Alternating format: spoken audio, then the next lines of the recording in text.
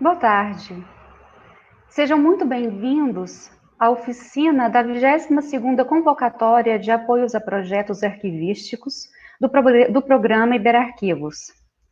Para a fala de abertura, contamos com a participação de Neide de Sordi, diretora-geral do Arquivo Nacional e presidente do Conselho Nacional de Arquivos, o CONARC. A oficina será ministrada por Sérgio Lima, servidor do Arquivo Nacional e responsável pelos projetos do Iberarquivos no Brasil. A mediação será realizada por Tássia Veríssimo, também servidora do Arquivo Nacional. Vocês podem participar enviando perguntas e observações nos comentários desta live, que serão lidos após as falas. Uma boa oficina para vocês. Seja bem-vinda, Neide. Boa tarde a todos e a todas. É um prazer estar aqui nessa apresentação, nesse evento voltado para os esclarecimentos necessários para que os arquivos possam participar do edital de convocação do Iberarquivos. O Iberarquivos é uma iniciativa de cooperação e integração dos países ibero-americanos, articulada e ratificada pela Conferência Ibero-Americana de Chefes de Estado e de Governo, e o programa visa o fomento ao acesso à organização, descrição, conservação e difusão do patrimônio documental, né? E a nossa oficina aqui, nosso evento, ele visa esclarecer os arquivos, dar informações e ajudar no apoio, na elaboração de propostas para a apresentação de projetos ao Iberarquivo. O Iberarquivo constitui um fundo, esse fundo é formado, em parte, com as anuidades que os arquivos participantes, no caso o Arquivo Nacional, paga, né, anuidade junto ao programa, e ele é revertido com apoio aos projetos apresentados. Desde 99, quando foi criado na primeira convocação para fomento de projetos, até 2019, o programa já apoiou 1.351 projetos. Esses projetos de 23 países. Do Brasil, já foram apoiados mais de 100 projetos, né? E o Iberarquivo tem apoiado esses projetos brasileiros, mas não tanto quanto poderiam, porque o Brasil deixou de participar das reuniões por 4 anos, antes de 2019. 2019 nós voltamos a participar e agora eu espero que nós possamos conseguir todo o fundo destinado ao fomento dos arquivos que possam ser apoiados pelos arquivos do Brasil. Eu estou aqui na condição de diretora do Arquivo Nacional e também de presidente do CONARC. Meu papel como presidente do CONARC é fomentar para que os arquivos do Sistema Nacional de Arquivos possam participar desse evento. Pode passar. Então, o SINAR, o Sistema Nacional de Arquivos, ligado ao CONAR, ele tem por finalidade implementar a Política Nacional de Arquivos Públicos e Privados, visando a gestão, preservação e acesso aos documentos de arquivo. A configuração do CONAR, que é essa que está apresentando aí, ele é integrado pelos diversos segmentos dos arquivos, do Legislativo, Judiciário, Executivo, e também arquivos privados, né, municipais, estaduais e privados também, e agências E para participar, pessoas físicas e jurídicas de direito privado, né, que também podem participar do SINAR, mediante ajuste feito com o órgão central, que é o Arquivo Nacional. Então, eu vou agora agradecer a presença de vocês e vamos ouvir a apresentação do Sérgio.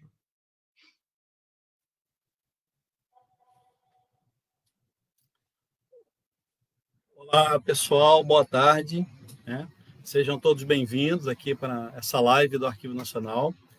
Quero dizer que, para mim, não é muito comum, né, ficar falando para uma máquina durante tanto tempo, mas me conforta sabendo que vocês estão aí me ouvindo com interesse em relação a esse importante programa, né, de fomento para os arquivos, né?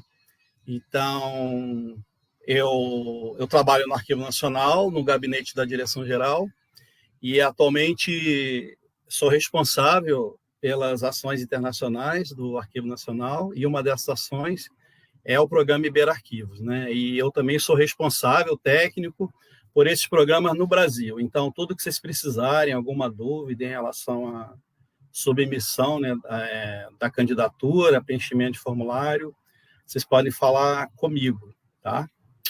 Então, é isso aí. Eu preparei um pequeno PowerPoint e eu vou procurar ser breve, eu pretendo não me estender muito, porque para ver se dá para a gente responder a maior quantidade de perguntas possíveis, né, nessa tarde. Então, pode passar, né?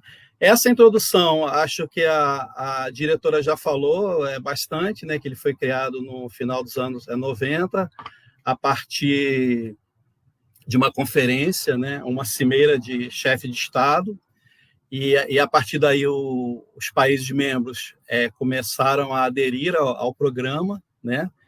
E antes tinha esse nome, era Programa DAI, mas a partir de 2017 ele passa a ser conhecido apenas como Iberarquivos. Então, que as pessoas que conhecem o programa há muito mais anos identificam como Programa DAI, mas esse acrônimo a gente não usa mais. Pode passar, por favor. Né?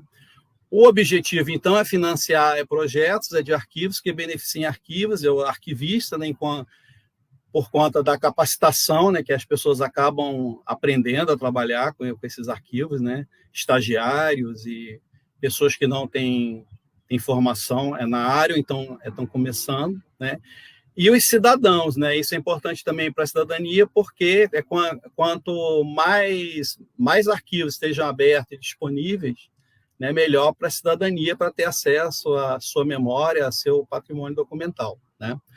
E também um dos objetivos é desenvolver, né, a realidade arquivística da região ibero-americana, né, que são os países da América Latina, mais Portugal, Espanha e Filipinas também, por conta da colonização espanhola nas Filipinas, também é um membro do programa, né?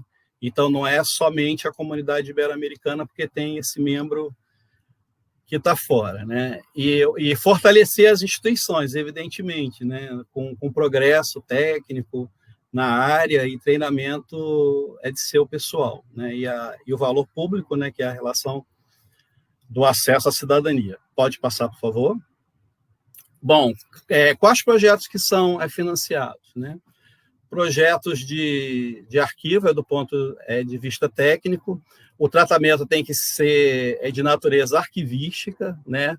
Então, por exemplo, uma biblioteca ela não pode, né, apresentar um projeto, uma hemeroteca, uma gibiteca, porque tem que ter esse caráter arquivístico, né, de um fundo documental, arquivo permanente, patrimônio, né, para poder concorrer, né? Então, tudo isso é analisado, né, pela Comissão Nacional de Avaliação, que eu vou falar mais para frente, e pelo Conselho Intergovernamental, né, que é formado pelos diretores de arquivos nacionais, que se reúnem anualmente para dar um destino a esse fundo, né, a esses recursos, né, que é formado pelo pagamento dessas cotas, como a Neide falou. Tá? Então, por exemplo, os projetos têm que ser bem realistas e coerentes. Não adianta a pessoa colocar um fundo, né, com vários metros lineares, né, senão vai ser possível com esses recursos, né, que são 10 mil euros no máximo, conseguir organizar esse fundo inteiro. Mas podemos fracionar o fundo em fases, em vários projetos, e cada ano apresentar uma fase, para a gente ter esse fundo organizado e conservado daí a algum tempo? Pode, isso é possível e muitos projetos e muitos arquivos são organizados assim, em fases ou em etapas. Pode passar, por favor? Né? Quem pode participar, vamos lá ver. Né? Arquivos ou outras instituições é de custódia de patrimônio documental, então tem que ser arquivos permanentes, legalmente constituídos, então tem que ter, né, uma legalidade, uma institucionalização para que a instituição possa concorrer, né? E que tenha sua sede em qualquer dos países aderentes ao programa, né? O Arquivo Nacional do Brasil é membro, então qualquer instituição que reúne essas condições, pública ou privada, podem participar, tá? E instituições que promovam o desenvolvimento arquivístico da região e formulem projetos em que os arquivistas da comunidade ibero-americana se beneficiem, né? E os cidadãos também, evidentemente. Pode passar, por favor?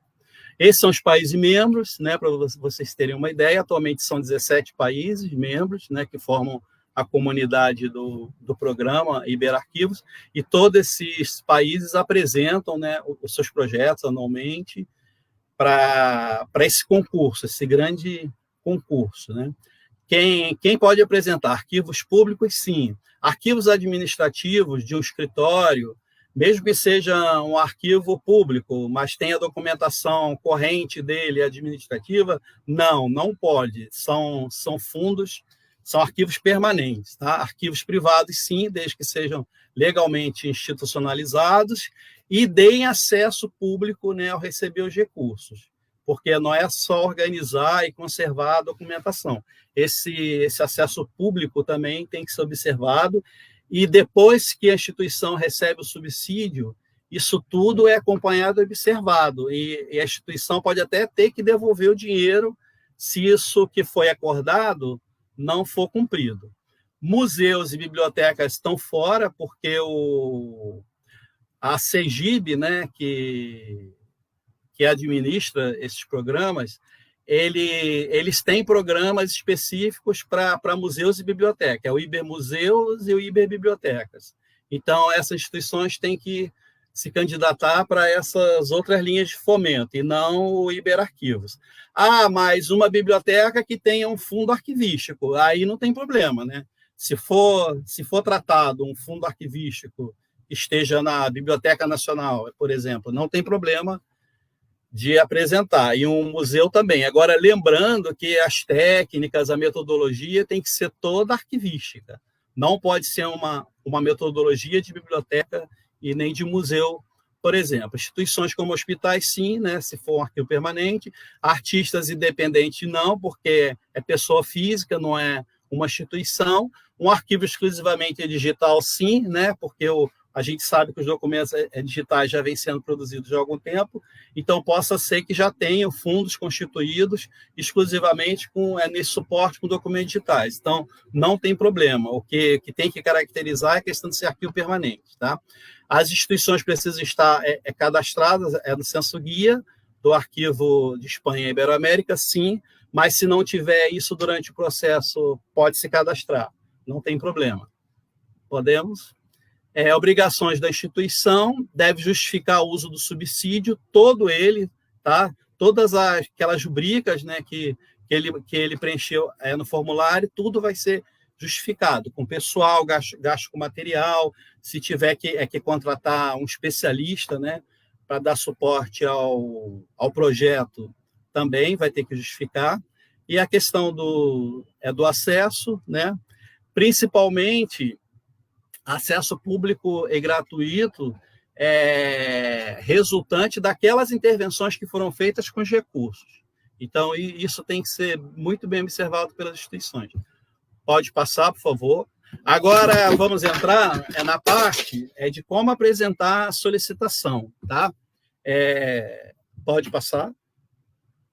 Então, aqui é a data, que vai de 10 de julho a 30 de setembro. Tá? Tem o formulário postado lá no site do Iberarquivos, que vocês podem olhar depois. Ele é meio autoexplicativo, não tem tanto problema, mas caso alguém precise de alguma orientação, né, mais próxima, eu estou à disposição, vocês podem entrar em contato comigo, ao final eu vou divulgar o meu e-mail do Arquivo Nacional, tá? Ao preencher o formulário, o solicitante tem que enviar esses documentos todos, tá? A cópia do documento comprobatório de nomeação do responsável. Se for um órgão público, por exemplo, pode ser a sua nomeação em diário oficial. Se for uma instituição privada, né, o estatuto, né, que regulamentou a institucionalização daquela instituição privada, né, os documentos de praxe, identidade, certificado de conformidade com as obrigações fiscais e tributárias, imposto de renda, certificado bancário, com código SWIFT. Esse código especifica como vai ser as transações internacionais bancárias, né, um código usado internacionalmente para essas transações internacionais, e o banco emite isso, tá? Eu vou falar mais para frente sobre a terceirização de um projeto, então pode passar, por favor. Então, a terceirização, né? Em casos muito específicos, onde a instituição queira apresentar um projeto, mas ela não possui capacitação técnica e nem pessoal formado, o projeto pode ser inteiramente terceirizado. Porém, né, a responsabilidade é de quem está apresentando o projeto para o Iberarquivos. Então, essa terceirização ela pode acontecer mediante um acordo, um convênio, um contrato entre as partes, mas o responsável legal perante o Iberarquivos continua sendo o proponente, tá? Então, essa questão da terceirização é entregar o projeto completamente a um terceiro. Não é, por exemplo, o caso de se fazer um projeto e contratar um especialista que domine aquela área, né, que entenda daquela documentação, daquele suporte, que seja especialista naquela matéria. Não se trata disso, se trata de entregar um projeto inteiro para um terceiro, tá? Isso deve ser especificado, né? Isso é exceção da exceção. Então, se a documentação toda é muito observada, quando está sob análise, a terceirização mais ainda, porque a instituição tem que comprovar realmente essa necessidade, tá? Pode passar. Então, o período, né, vai até 30 de setembro, abriu dia 10 de julho, então vocês têm ainda um mês e pouquinho ainda para apresentar e enviar a documentação para o Arquivo Nacional, primeiramente, né, que lá no Arquivo Nacional a gente vai fazer um checklist, que eu vou falar depois, e essa documentação posteriormente é enviada para Madrid, que é onde fica a unidade técnica do programa, que é subordinada aos arquivos espanhóis, tá? Então, a documentação toda preparada, né, bonitinha, com formulário, né, os comprovantes legais, tem que ser encaminhado para o Arquivo Nacional até 30 de setembro, que tem que chegar a data máxima. Pode passar, por favor? Então, a ajuda máxima, como eu falei anteriormente, são de 10 mil euros no total, tá? E o auxílio não pode exceder 80% do total que o projeto vai precisar. Então, por exemplo, se a instituição precisa desse valor total do subsídio de 10 mil euros, então o projeto tem que ser no mínimo de 12 mil, tá? Porque para dar os 20%. Pode ser 14 mil, 16 mil, que esse que está fora do subsídio vai ser a instituição, tá? É a contrapartida, vamos dizer assim, que o Iberarquivos exige, né? Uma contrapartida institucional, tá? Desse auxílio concedido, um máximo de 20% somente pode ser gasto em material permanente, né, como compras, né, de computador, máquinas, scanners, etc, etc. Pode passar, por favor? Então, são exemplos aí do que a gente pode fazer com 20%, né, dessa concessão, né? O que pode ser usado. O material de consumo não tem um quantitativo mínimo, máximo, aliás, desculpa, mas sugere-se que tenha um equilíbrio, né, entre material, entre contratação de pessoal, para que não seja gasto todo o subsídio em uma única rubrica e acabar que o projeto não possa acontecer, não possa ser concretizado por falta de material ou com uma equipe muito reduzida que não dê conta.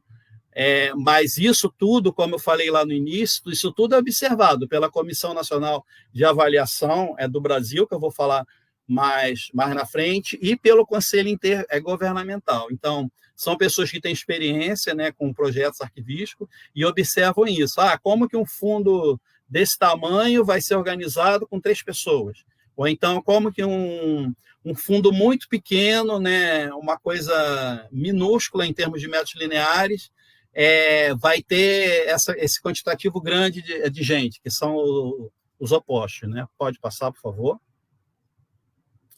Bom, alguns lembretes, né? O que está excluído, né? Custos gerais de funcionamento dos arquivos, despesas de gestão administrativa, conta de luz, de telefone, aluguel, claro que isso não entra, tá? As despesas financeiras, despesas com publicações em espécie alguma, né? Esse dinheiro ele não pode ser usado para publicar um inventário, um catálogo, por exemplo, ou fazer um livro, tá? Projetos, né, que tenham como objetivo a organização de arquivos administrativos, arquivos correntes, que eu também comentei lá no início, isso está fora, tá? E instituições que já apresentaram projetos anteriormente para o Iberarquivo, só que não justificaram as suas contas. Então, estão lá na lista negra deles, então eles não podem aplicar de novo em uma nova convocatória.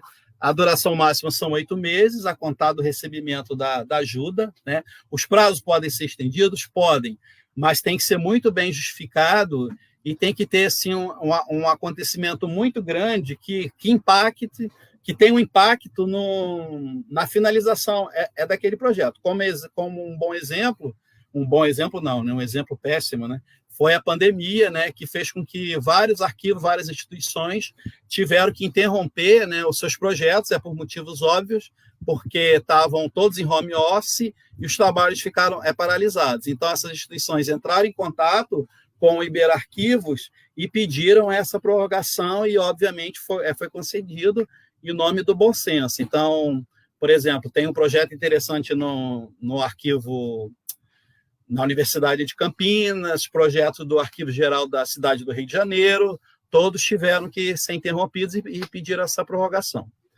Em relação aos pagamentos, né, projetos acima de 5 mil euros, o desembolso é feito em 2 parcelas, né, 60 no início, e tem um informe, um relatório, né, no meio do projeto, que a autoridade arquivística, no caso o Arquivo Nacional, ele aprova esse relatório, né, de meio do projeto, encaminha lá para o Iberarquivos e aí eles liberam o restante.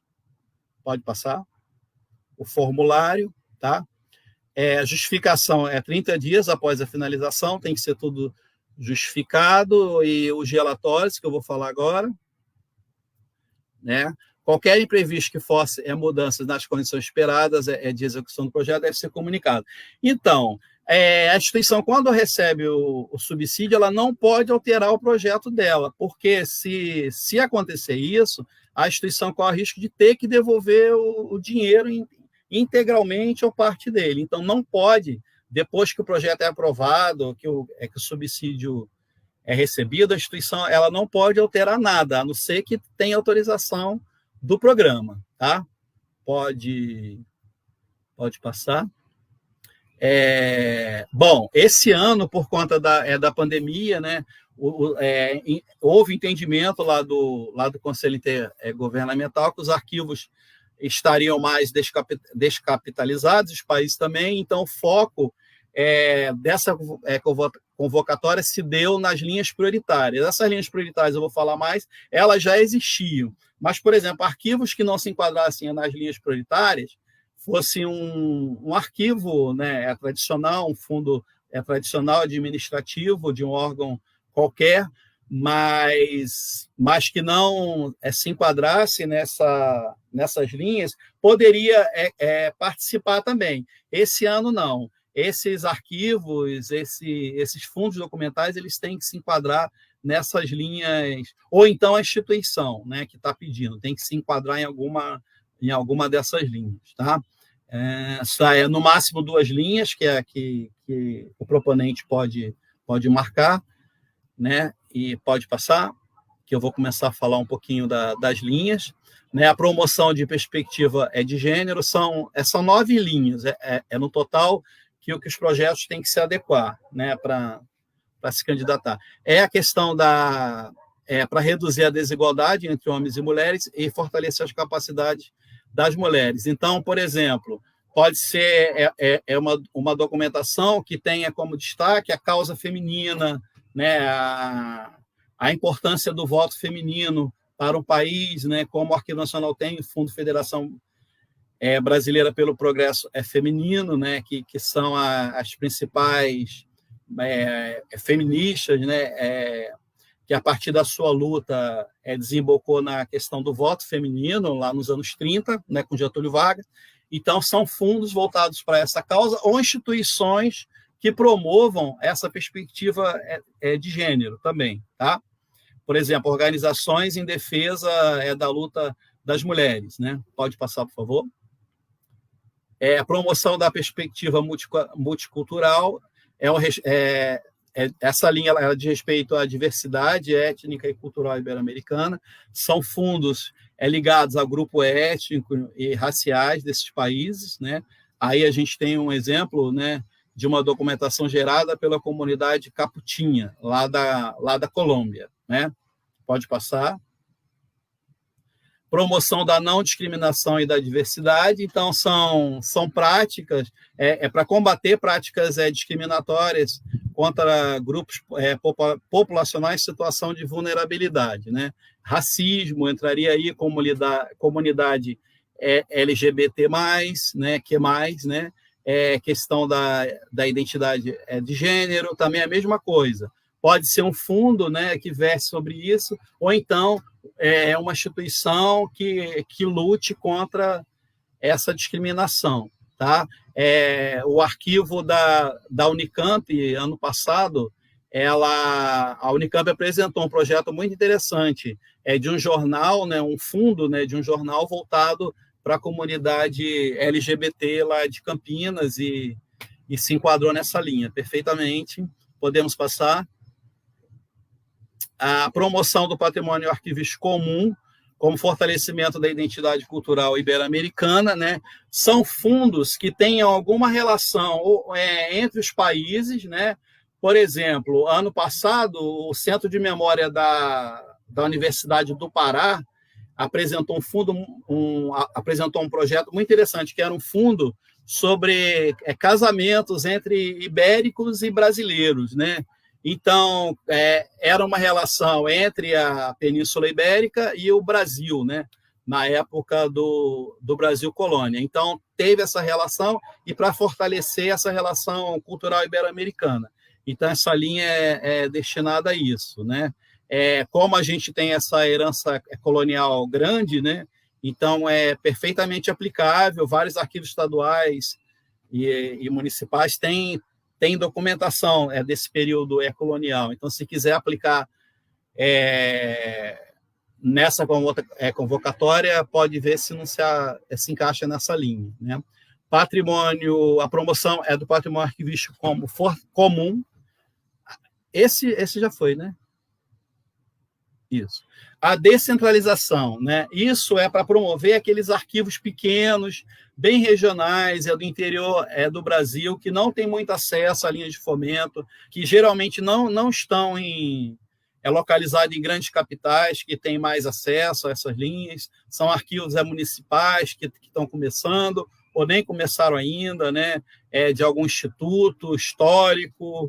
Então, para promover essa descentralização, para o dinheiro não ficar circulando somente nos grandes centros, né? Pode passar, por favor. Essa linha, ela não é, por exemplo, sobre design em arquivos. O sinistro, ele é para prevenir o sinistro. Não é assim, teve uma enchente no arquivo, eu vou apresentar o projeto. Até porque, se teve enchente, tem que ter uma ação rápida e imediata. Não dá para ficar esperando um recurso que só virá ano que vem. Então, esse recurso para fazer uma prevenção, né? Uma prevenção de risco, um projeto de gerenciamento de riscos, prevenção de sinistros, né? Para evitar que aconteça, né? Pode passar, por favor. A realização de projetos supranacionais quando um país apresenta um projeto com outro país, por exemplo, a gente tem aqui no Brasil e no Cone Sul os arquivos da Operação Condor, né, que participavam Brasil, Uruguai, Argentina, né, e Paraguai. Então, por exemplo, esses 4 países podem se reunir para apresentar um projeto único, mas só um país que apresenta, mas os outros, né, tem que enviar um documento dizendo que concorda com aquele projeto de parceria. Ano passado, a gente teve o Congresso de Arquivologia do Mercosul, né, foi no Uruguai, então eles receberam uma subvenção, porque claramente era um projeto supranacional. Pode passar, por favor. Essas são as 2 linhas novas esse ano, né? São para promover os documentos nato digitais. Essa linha não tem nada a ver com digitalização de documentos. Digitalização de documentos é um procedimento que a gente já considera que seja padrão, né, nas instituições que custodiam arquivos permanentes. Então, não tem nada a ver com projetos para digitalizar, né? Isso vai entrar em um projeto comum de organização, de reformatação. Essa linha é destinada para os arquivos permanentes nato digitais. E a outra, né, por conta da pandemia, para identificar, para fazer um projeto sobre a Covid, né, um projeto de história oral, identificar esses documentos que estão sendo produzidos nos órgãos, em várias instâncias, municipais, estaduais, ou no governo federal também, né, e que tenha essa característica, né, que de guarda permanente, que já seja vislumbrado, né, por conta desse período histórico, né, ruim, né, mas é um período histórico que a gente está vivendo. Então, essa linha é destinada especificamente para essa questão de documentos gerados durante a pandemia. Pode passar, por favor. Né? Então, essas resoluções são feitas lá a partir dessas reuniões do Conselho, né, de Diretores de Arquivos Nacionais. Então, primeiro, tem uma avaliação formal do projeto pela unidade técnica lá em Madrid, para ver se está tudo de acordo, se a documentação não foi entregue, se está faltando nada. Uma avaliação preliminar da Comissão Nacional de Avaliação do país, que, no caso, quem preside é o diretor-geral do Arquivo Nacional daquele país, no nosso caso é a Neide, né? E ela é formada por uma secretária, que sou eu, e 3 especialistas, né? Atualmente, ela está configurada pelo professor, pelo professor Paulo Quinaus, da UF, professora Ana Célia, também da UF, e professor Jaime Antunes, da UERJ, né? Então, a Comissão Nacional tem essa configuração, de 3 em 3 anos ela tem que ser reformulada. E a aprovação definitiva desses projetos é feita, né, se dá, né, na reunião anual do Conselho Intergovernamental, né? Pode passar, por favor, né? Depois que o projeto é selecionado, então é enviado à entidade que solicitou, né, uma carta de concessão e compromisso, né, um formulário para que haja essa adesão, censo-guia, se essa instituição já não tiver, né, inscrita nesse censo-guia dos arquivos lá da Espanha, e depois a entidade solicitante tem que enviar para a unidade técnica do programa em Madrid, né, que é ligado ao Ministério da Cultura de lá, a carta de compromisso assinada eletronicamente, se tiver assinatura eletrônica, evidentemente, ou assinatura tradicional por correio. A reformulação do projeto, caso haja alguma exigência, às vezes o recurso solicitado chega nessa reunião anual, né, por conta de não ter fundos, né, disponíveis para conceder todas aquelas ajudas, então esses valores são rebaixados, podem ser rebaixados, e o projeto tem que ser reformulado, né? e depois a entidade manda para o CensoGuia o formulário, se não tiver escrita, pode passar. O informe técnico, né, que é enviado ao final, né, com todas as atividades realizadas, né, tem que enviar foto de todas as etapas do projeto. Essas fotos têm um caráter público, que elas vão ser usadas nas mídias sociais, no site do Iberarquivos. Em programa de capacitação, tem que ser discriminada, né, a capacitação que foi feita, ações de conservação, tudo que foi empreendido, tudo que foi gasto, né, as intervenções feitas naqueles documentos, se foi só de conservação preventiva, se teve restauração, tá? As organizações terceirizadas são obrigadas a divulgar as atividades realizadas na execução do projeto também, tá? Pode passar. O informe econômico, né, tem esse detalhamento de tudo que foi gasto, né, todas as rubricas, tudo tem que ser comprovado com recibos, como qualquer outro projeto, né, o extrato bancário dessas entradas, o que saiu, tá? É bom que se evite, né, que tenha saldo na conta ao final do projeto, porque se ficar alguma despesa de taxa administrativa, a instituição que tem que arcar, e além de ter que devolver o dinheiro para o programa, né? Esses informes, esses relatórios têm que ser enviados à autoridade arquivística, no caso o Arquivo Nacional, e a unidade técnica do programa. Pode passar, por favor? Né? Então é isso, chegamos ao final. Aí são as redes sociais do Iberarquivos, o site, né, o e-mail deles, e no final eu botei o site do Arquivo Nacional e o meu e-mail, e vocês fiquem à vontade. Obrigado pela atenção, e vamos ver se tem algum comentário. Oi, boa tarde a todos e todas. A gente recebeu aqui algumas perguntas que eu vou passar para o Sérgio. Eu sou a Tássia, da assessoria de comunicação, esqueci de me apresentar. Sérgio, a primeira pergunta que a gente recebeu foi com relação à oficina. Existe um e-mail oficial para nos comunicarmos? Então, eu como responsável, né, técnico pelos projetos no Brasil, é o meu e-mail, sergiolima@n.gov.br. Vocês podem enviar alguma pergunta, né, e por conta do home office, né, a gente está trabalhando de casa, então é melhor que envie por e-mail e eu tento responder. Tá, obrigada. A segunda pergunta instituições que proporcionem o acesso somente digital poderão concorrer? Sim, pode. O fundo é tradicional, né, em suporte físico, e vai ser digitalizado ou nato digital, não é isso? Pode, isso tem que ser justificado lá no projeto, que o acesso se dá pela web, né? Aí também perguntaram se as transações bancárias têm aplicações de impostos que incidam no valor recebido. Não, são as taxas bancárias, né, que a instituição ela arca, né? Não tem imposto, não. Entendi. O proponente, ele tem que ser diretor do arquivo ou do órgão ao qual está ligado? Responsável legal.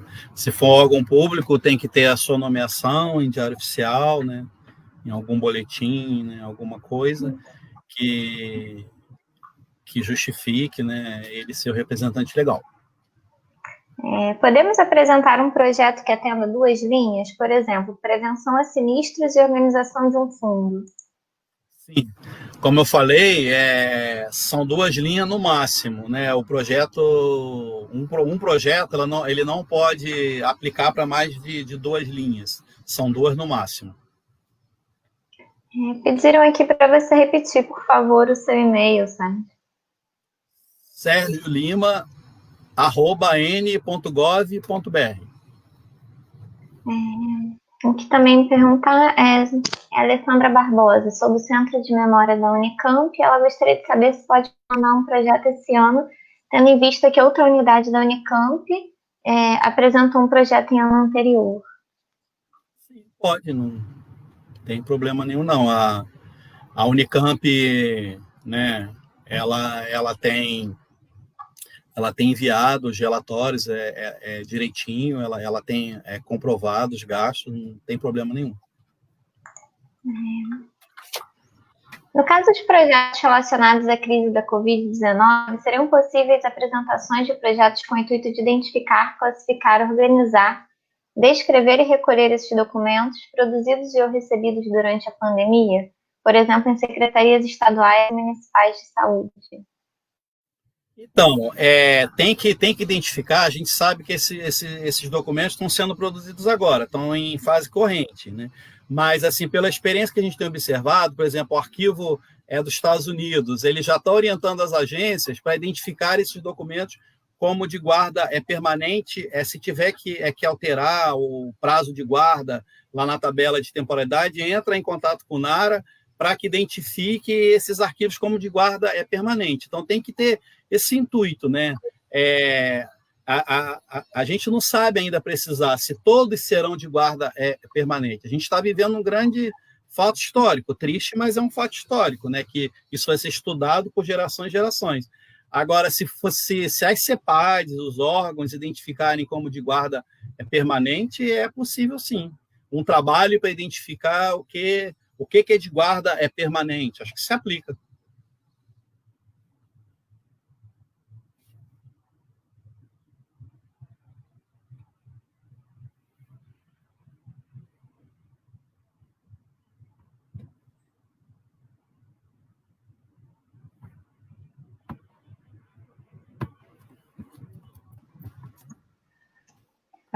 Nós tivemos um probleminha com a transmissão das perguntas. Vocês podem enviar mais dúvidas ou observações para o e-mail do Sérgio, eu vou exibi-los aqui, e ele vai responder assim que possível. Agradeço a todos a participação, os comentários, e mais dúvidas podem ser enviadas para o e-mail que vamos exibir agora. Muito obrigada, Sérgio. Eu que agradeço aí a atenção de todos, espero que isso os motive, né, a participar, né? Parece assim um recurso pequeno, mas para uma instituição, né, também, né, pequena, que não tenha tantos recursos, isso pode ser, né, uma parte significativa, né, para levar a cabo os seus projetos, ou de uma única vez, ou em fases, né? Então, não deixem de participar, e dá tempo ainda, a gente tem mais de um mês aí pela frente, e estamos aí para tirar as dúvidas e ajudá-los no que for possível.